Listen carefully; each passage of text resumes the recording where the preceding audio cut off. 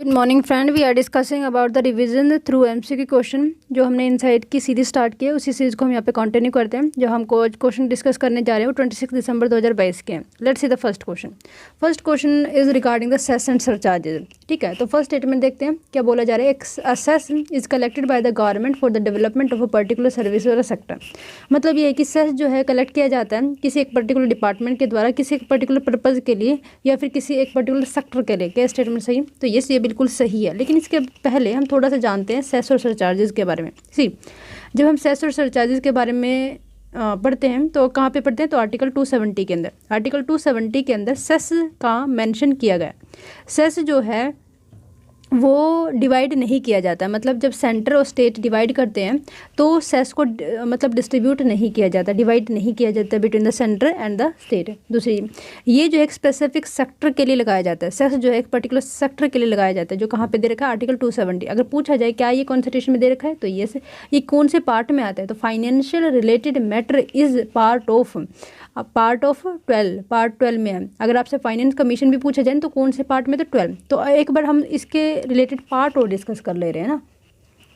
Okay, जब हम part की बात करते हैं पूरे कॉन्स्टिट्यूशन में तो जो फर्स्ट पार्ट है वो यूनियन एंड इट्स टेरिटरी के बारे में बात करता है, और यूनियन जो पार्ट 8 है वो यूनियन टेरिटरी के बारे में बात करता है। पहला स्टेट है यूनियन के बारे में बात करता है, दूसरा यूनियन टेरिटरी के बारे में, और जो पार्ट 8 है वो यूनियन टेरिटरी के बारे में बात करता है। ठीक है, जब यूटी कंप्लीट होते हैं तो पंचायती राज इंस्टीट्यूशन आ जाता है और म्यूनसिपैलिटीज़ आ जाती है। ओके, तो part 2 citizenship, article 5 to 11।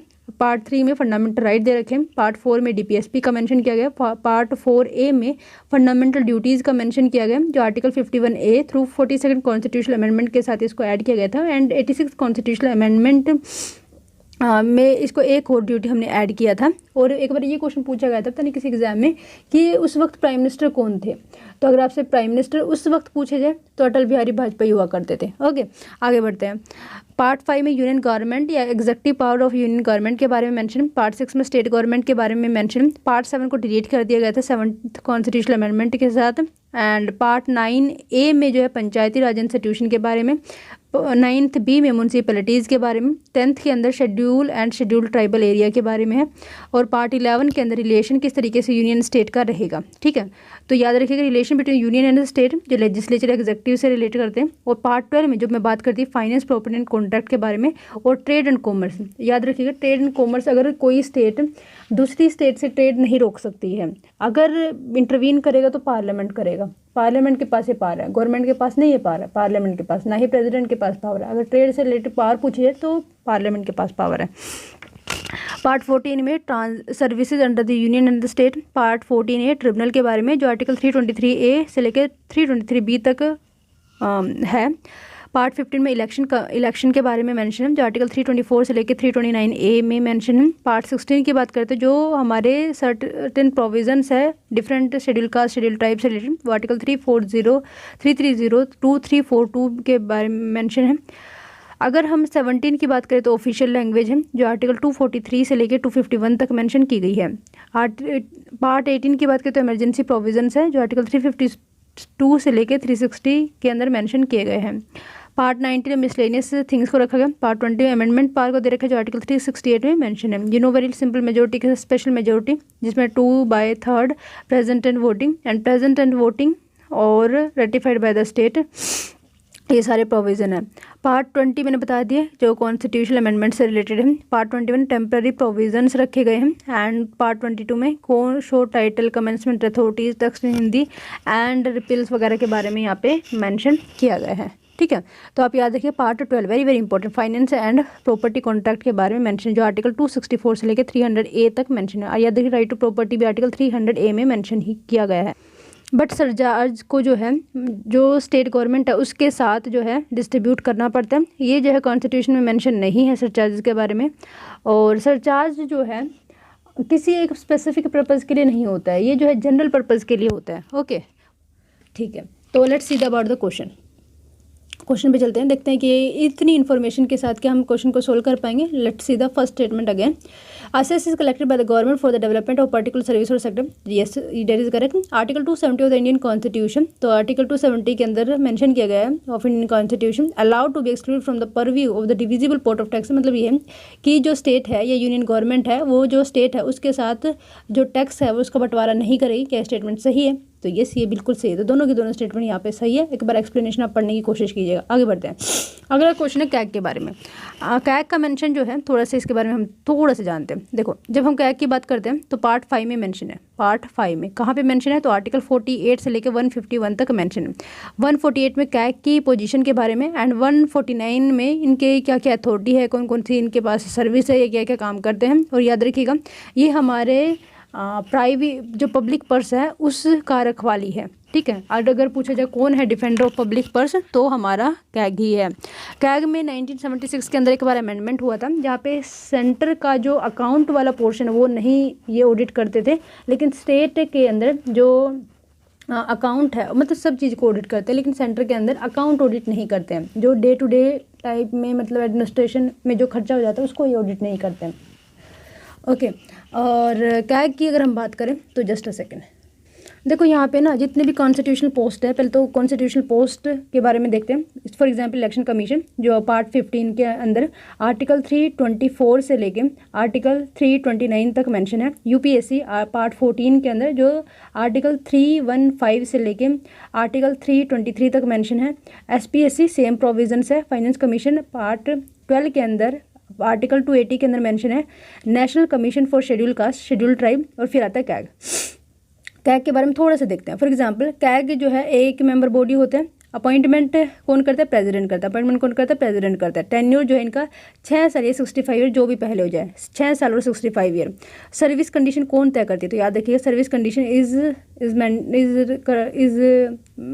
Is determined by parliament. Okay, removal कौन करता है? जिस तरीके से सुप्रीम कोर्ट के जज का रिमूवल होता है उसी तरीके से इनका भी रिमूवल होता है। ठीक है, और कौन कौन सी ऐसी पोस्ट है जो सुप्रीम कोर्ट के जज जिस तरीके से रिमूव होता है उसी तरीके से रिमूव होती है। तो याद रखिए, इलेक्शन कमीशन को भी, चीफ इलेक्शन कमीशन को भी इसी तरीके से हटाया जाता है। अगर हम बात करें क्या ये चार्ज होते हैं कौंसिल फंड ऑफ इंडिया से, तो यस, जो इनकी तनख्वाह वगैरह है ये चार्ज होते हैं। ये रीअपॉइंटमेंट नहीं हो सकता है। और जो रिपोर्ट सबमिट करते हैं वो कौन करता है? तो प्रेसिडेंट करता है। ठीक है, तो एक बार दोबारा से देख ले। देखो, कैग की जो पोजीशन है आर्टिकल 148 में मेंशन है। जो इनकी सर्विस कंडीशन है वो पार्लियामेंट तय करता है। जो इनका टेन्योर है वो 6 साल या 65 ईयर, जो भी पहले हो जाए। और जो इनको जो रिपोर्ट होती है वो टेबल करता है प्रेसिडेंट। किसको, कहाँ पे ये मेंशन है, चलो ये आपको बताना है।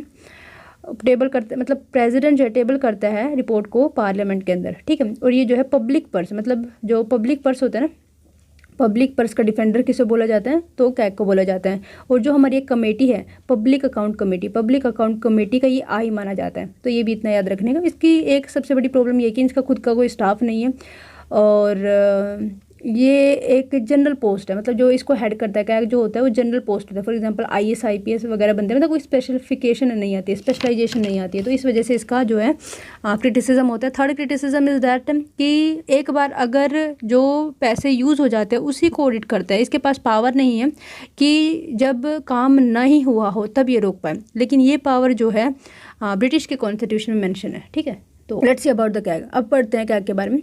It was establish under the article 148 of the Indian constitution. तो yes, that is correct. The CAG is rank 9th and enjoy the same status as sitting जज। तो यस, ये भी बात सही है। जो कैग की जो रैंक है वो 9th है। ठीक है, और ये सेम पावर है जो सुप्रीम कोर्ट के जज की होती है। अगर CJ chief justice of India की बात करोगे तो उनकी रैंक 7th आती है।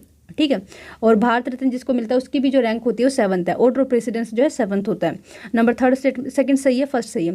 The CAG is empowered to audit all receipt and expenditure of the government of India and the state government including those of autonomous body and corporation. तो yes, that is correct कि जो भी government के under में है उसको भी ये जो है ऑडिट कर सकता है। आगे बढ़ते हैं। डायरेक्ट टैक्स है। डायरेक्ट टैक्स का मतलब ये होता है, मान लीजिए अगर मेरी जो तनख्वाह है इससे अबव है तो मुझे डायरेक्ट मतलब टैक्स पे करना पड़ेगा। ये जो टैक्स पे करने की पावर है ये हर एक कंट्री के अलग अलग हो सकती है। तो direct tax charge against service, तो जो गवर्नमेंट है इसके बदले में कोई सर्विस यहाँ पे प्रोवाइड नहीं करती है। दो ये मोरल रिस्पॉन्सिबिलिटी होती है, अगर आप टैक्स ले रहे हो तो अच्छी सर्विस प्रोवाइड कीजिए। फॉर एग्जांपल वहाँ पे रोड की सर्विस अच्छी होनी चाहिए, वहाँ पे हमारी जो कंट्री है उसको डिफेंस अच्छे से डिफेंड करना होना चाहिए, हमारी जो पूरे वर्ल्ड के अंदर इमेज है उसको सुधारना चाहिए। तो ये एक मोरल अथॉरिटी होती है, बट दैट डजंट मीन कि एक स्पेसिफिक सर्विस प्रोवाइड करनी पड़ती है। जब डायरेक्ट टैक्स लिया जाता है कोई गवर्नमेंट स्पेसिफिक सर्विस प्रोवाइड नहीं करती है। तो क्या स्टेटमेंट सही है? Direct tax revenue is charge against services provide by the government, नहीं, सर्विस प्रोवाइड नहीं करती है। ठीक है। सेकंड देखते हैं, non tax revenue included the interest charge on the loans advance bye the government for various, ये सिर्फ नॉन टैक्स रेवेन्यू यहीं से ही आते हैं। तो फर्स्ट यहाँ पे इनकरेक्ट है, सेकंड सही है, राइट। आगे बढ़ते हैं। आगे है मंगलयान मिशन, कौन कौन सी जो ऑर्गेनाइजेशन है उसके बारे में यहाँ पे मेंशन किया गया। देखो कुछ मिशन अभी न्यूज़ में हुआ करते थे, फॉर एग्जांपल यूएई का जो है hope mission is in news, that is related to the Mangalyaan, मतलब मार्स से रिलेटेड है। ठीक है, जिसको हम मंगल के नाम से भी जानते हैं। और शुक्र पूछा जाए तो वीनस हो जाएगा। यूएई का बता दिए। चाइना की बात करें तो ताइवान है। अगर चाइना के बाद है फॉर एग्जांपल नासा की बात करेंगे तो उसका जो मिशन का नाम है वो मावेन है। अभी फुल फॉर्म हम देखेंगे, डोंट बी सो वरी। अगर इंडिया की बात करोगे तो मंगलयान भेजा था, कब भेजा था? 2013 के अंदर। कहाँ पे? मंगलयान। ओके, तो let's see about this thing. तो क्वेश्चन के बारे में पढ़ते हैं। क्या होप मिशन जापान का? नहीं, जापान का ये मिशन नहीं है, तो first is not correct. Taiwan mission जो है चाइना का है, बिल्कुल सही बात है। मावेन जो है नासा का है, यूरोपियन स्पेस एजेंसी का नहीं है, तो सिर्फ यहाँ पे सेकंड सही है। तो यू कैन सी है यूएई का है होप मिशन, चाइना का है ताइवान, ईएसए का है Mars Express and the ExoMars, ये आपका मतलब यूरोपियन स्पेस एजेंसी का है। नासा की बात करोगे तो मावेन है, मार्स रिकनीसेंस ऑर्बिटर, मार्स ओडाइसी और क्यूरियोसिटी रोवर के नाम से भी इसको जाना जाता है। इंडिया का है मंगलयान। और अभी जो मिशन हमने थोड़े दिन पहले पढ़ा था वो आर्टेमिस मिशन था, वो मून के लिए था। कौन भेज रहा है? तो नासा भेज रहा है। डार्ट मिशन भी पूछा जाए तो वो भी नासा का मिशन हुआ करता था। इंडिया कौन कुछ भेज रहा है? तो ये गगनयान भेज रहे हैं। कब भेज रहे हैं हम? तो 2024 तक भेजने की आशंका है। इसमें 3 पर्सनैलिटी जाएंगे और 3 फेज़ के अंदर होगा। 2 फेज़ जो है अनमैन्ड होगा और 1 मैन्ड होगा। मतलब लास्ट वाले फेज़ में मैन को भेजा जाएगा, बाकी 2 में मशीन वगैरह को भेजा जाएगा। उसका नाम क्या है जिसको भेजा जाएगा? मतलब एक रोबोट बना है व्योमित्र। क्या है? व्योमित्र। किसके साथ कोलैबोरेशन की गई है? तो फ्रांस के साथ। ठीक है, इतना याद रखिएगा। इंडिया के अंदर कौन कौन सी प्राइवेट सेक्टर है स्पेस से रिलेटेड, उसके बारे में थोड़ा सा जानते हैं। For example Skyroot company है, बहुत इंपॉर्टेंट है क्योंकि इनके द्वारा अपना एक रॉकेट लॉन्च किया गया है, विक्रम एस उसका नाम है। तो स्काई रूट इंपॉर्टेंट है, कभी कभी एग्जाम्पल देने में काम आ सकता है। एयरटेल बैक्ड वन वेब है, चेन्नई एसआरएम यूनिवर्सिटी का है एसआरएम सेट, ध्रुव स्पेस है, अग्निकुल कोस्मोस है, इनके द्वारा लॉन्च पैड अभी बनाया गया था, ये भी आप याद रखना।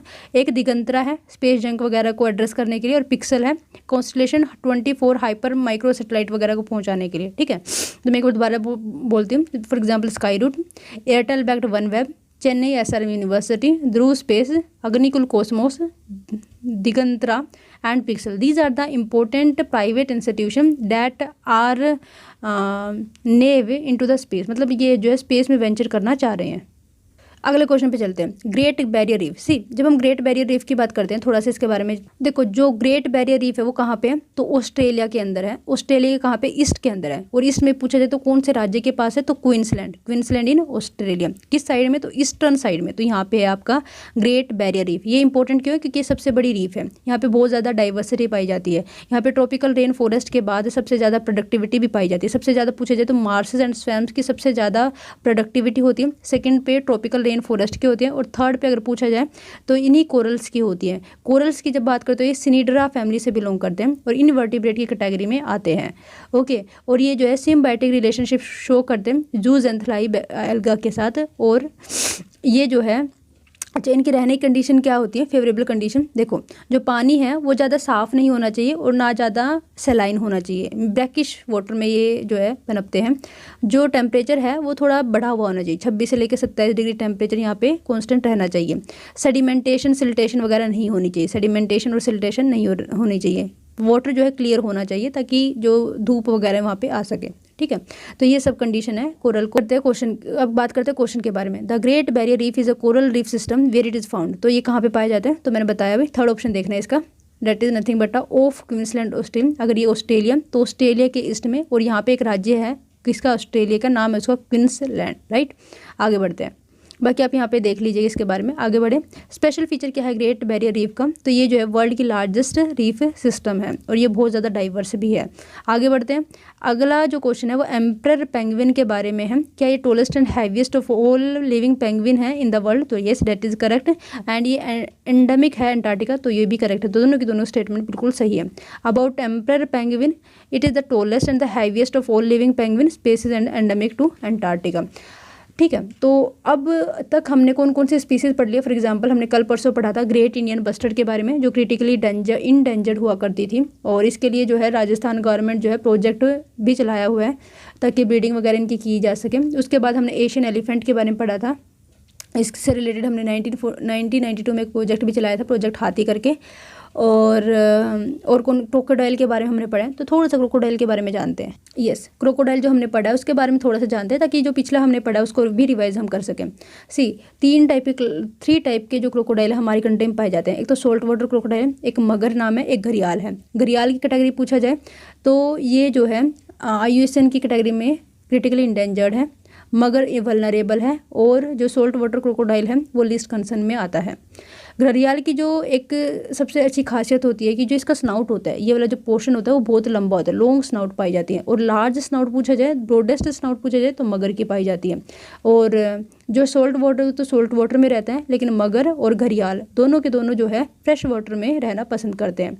अब अगर ये पूछा जाए कहाँ कहाँ पे पाया जाता है, फॉर एग्जाम्पल जो आपका सोल्ट वाटर क्रोकोडाइल है भितरकनिका, मैंग्रोव एंड सुंदरबन के जो एरिया उसमें पाया जाता है। मगर की बात करोगे तो ये इंडियन सब कॉन्टिनेंट में पाया जाता है, फ्रेश वाटर स्पीसीज़ है और ये इसका कोई खास स्पेसिफिक जगह नहीं। घड़ियाल इंपॉर्टेंट है, नेशनल चंबल सेंचुरी के अंदर ही पाया जाता है। कल के क्वेश्चन को भी हम थोड़ा सा जानने की कोशिश करते हैं। कल मैंने आपसे पूछा था कि जो जीरो बजट नेचुरल फार्मिंग है उससे रिलेटेड कौन सी स्कीम चलाई गई है, तो याद रखिएगा उससे रिलेटेड है आपकी परंपरागत कृषि विकास योजना। परंपरागत कृषि विकास योजना, इसमें कोशिश क्या की जाती है कि जो सीड हो, पहली बात तो इंडिजिनस हो, ठीक है। और जो इंडिजिनस होता है ना, तो उनको जो काऊ का जो डंक होता है या काऊ का जो मूत्र होता है, यूरिन होता है, उसमें इनको भिगो के तब लगाया जाए तो इसकी जो प्रोडक्टिविटी वो अच्छी हो जाएगी। और जो मुल्चिंग है, मुल्चिंग का मतलब ये होता है कि जो ऑर्गेनिक मटेरियल है वो सोइल के साथ मिक्स की जाए ताकि जो वाटर रिटेंशन की कैपेसिटी वो बढ़ जाए। और नंबर 3 इसमें क्राइटेरिया होता है कि जो खाद वगैरह यूज़ करते हैं तो वो नेचुरल खाद हो। और इसमें हम कोशिश करते हैं कि जो नेचुरल मतलब जो इनपुट कॉस्ट हो वो कम से कम हो। ओके, आगे बढ़ते हैं। अगला क्वेश्चन है ई श्रम पोर्टल के बारे में। जब हम ई श्रम पोर्टल के बारे में बात करते हैं तो यस, ये जो है एक सिस्टम है, एक सेंट्रलाइज्ड डेटा बेस्ड है। और इसमें होता क्या कि यहाँ पे पूरा का पूरा डेटा होता है पर्सन का, जो आधार के साथ लिंक कर दिया जाता है। और पर्सनैलिटी की मतलब जो पर्सन है उसके बारे में सारी की सारी इन्फॉर्मेशन वहाँ पे होती है। तो ये जो है जो हमारी स्कीम्स है उसको इम्प्लीमेंट करने में हेल्प करता है। किसको हेल्प करता है, तो सेंटर और स्टेट दोनों को हेल्प करता है। इसमें जो है 16 से लेके 59 उम्र तक के बंदे जो है इसको लॉगिन कर सकते हैं, इसकी फ़ायदा उठा सकते हैं बेसिकली। और ये सबसे ज़्यादा बेनिफिशियल उनके लिए जो माइग्रेंट वर्कर होते हैं, ताकि वो जो है किसी भी राशन से जो है सामान वगैरह खरीद सकते हैं, ठीक है। तो ये इसका फ़ायदा है। तो याद रखिएगा ई श्रम पोर्टल न्यूज़ में भी हुआ करते थे, क्यों, क्योंकि कोविड-19 की वजह से जब माइग्रेंट को खाना वगैरह नहीं मिलता इसी के थ्रू प्रोवाइड किया गया था। लेट्स सी, ई श्रम पोर्टल क्या ये एक सेंट्रलाइज डेटाबेस है जो आधार के साथ लिंक्ड है। यस, बिल्कुल सही बात है। It will be used for delivery of social security benefit. तो यस, ये बिल्कुल सही बात है कि यहाँ पे सोशल सिक्योरिटी जो बेनिफिट है वो देने की बात की जाती है। कौन देता है, तो सेंटर और स्टेट दोनों दे सकते हैं। Any worker who is unorganised, मतलब जो वर्कर है वो अनऑर्गेनाइज्ड होना चाहिए, उसकी उम्र 14 से लेकर 59 उम्र तक के लिए होनी चाहिए, वो रजिस्टर कर सकता है और फ़ायदा उठा सकता है। यू कैन सी है, तो बाकी सेम ही चीज़ यहाँ पे लिखी गई है, आप एक बार पढ़ लेना। अगला जो क्वेश्चन है सर विलियम जोन्स के बारे में। सर विलियम जोन्स के द्वारा जो है जो रॉबर्ट क्लाइव के द्वारा जो ड्वेल सिस्टम को लागू किए गए थे वो हटा दिया गया था। और नहीं, sorry, sir William Jones personality है, उनके द्वारा एशियाटिक सोसाइटी ऑफ बंगाल की स्थापना की गई थी, पहली बात तो ये। और the newly system of revenue permanent settlement was initiated in his rule. तो ये कौन है, परमानेंट सेटलमेंट किसके द्वारा इनिशिएट की गई थी, तो कॉर्नवालिस के थ्रू।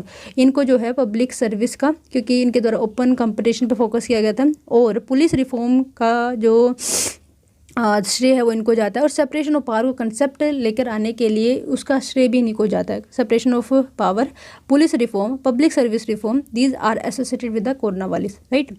तो नंबर 3 देखते हैं, he separated revenue and judicial function of the civil servant. तो यस दैट इज करेक्ट। तो कोरोनावालिस के बारे में बेसिकली इन्फॉर्मेशन दी जा रही है, ठीक है। ओके, परमानेंट सेटलमेंट जो है 1793 में इंट्रोड्यूस की गई थी, 5 सालों के लिए थी। इसमें जो है सनडाउन का क्लॉज रखा गया था और इसमें से 1/11 पार्ट जो है ज़मींदार को दिया जाता था। बेसिकली इसमें इंटरमीडिएटरी को इंस्टॉल किया जाता था।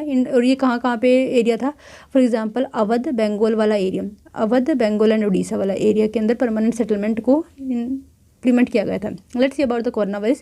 कोरोनावालिस has an excellent team of subordinate comprising of John Shore. मतलब अगर पूछा जाए ना परमानेंट सेटलमेंट जो इनके द्वारा इंट्रोड्यूस किया गया था किसकी हेल्प से, तो जॉन शोर है, ठीक है। बाद में फिर ये गवर्नर जनरल भी बनते हैं और बाकी आप इनके बारे में देख लीजिए। Let's see the next question.